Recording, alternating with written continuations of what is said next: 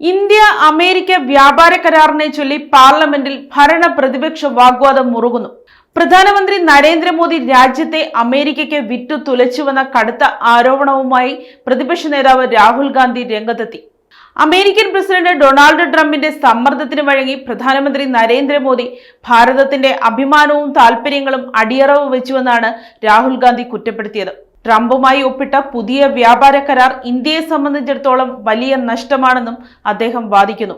അദാനിക്കെതിരായ കൈക്കൂലി ആരോപണങ്ങളും മറ്റു ചില വിവാദ ഫയലുകളും ഉയർത്തിക്കാട്ടി ട്രംപ് പ്രധാനമന്ത്രിയെ ഭീഷണിപ്പെടുത്തിയെന്നും ഇതിലൂടെ മോദി ഒരു വിട്ടുവീഴ്ച നിലപാടുള്ള നേതാവായി മാറിയെന്നുമാണ് രാഹുലിന്റെ പ്രധാന ആരോപണം.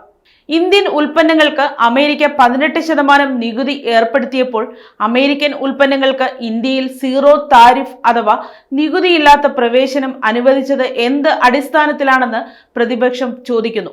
ഇന്ത്യയുടെ വിദേശ നയങ്ങൾ ട്രംപ് പ്രഖ്യാപിക്കുന്നത് രാജ്യത്തിന് അപമാനമാണെന്നും സറണ്ടർ മോദി എന്ന മുദ്രാവാക്യമുയർത്തി പ്രതിപക്ഷം സഭയിൽ പ്രതിഷേധിച്ചു.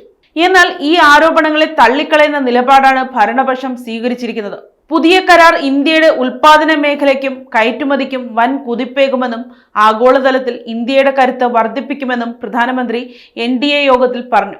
റഷ്യൻ എണ്ണ ഒഴിവാക്കി അമേരിക്കയിൽ നിന്നും വെനസ്വേലയിൽ നിന്നും ഇന്ധനം വാങ്ങാനുള്ള തീരുമാനം ലോക സമാധാനത്തിനായുള്ള ഇന്ത്യയുടെ നീക്കമാണെന്നും ഭരണപക്ഷം അവകാശപ്പെടുന്നു. ഇരുവിഭാഗവും വിട്ടുവീഴ്ചയില്ലാത്ത നിലപാടുകൾ സ്വീകരിച്ചതോടെ പാർലമെന്റിന്റെ ഇരുസഭകളും പ്രക്ഷുബ്ധമായി തുടരുകയാണ്.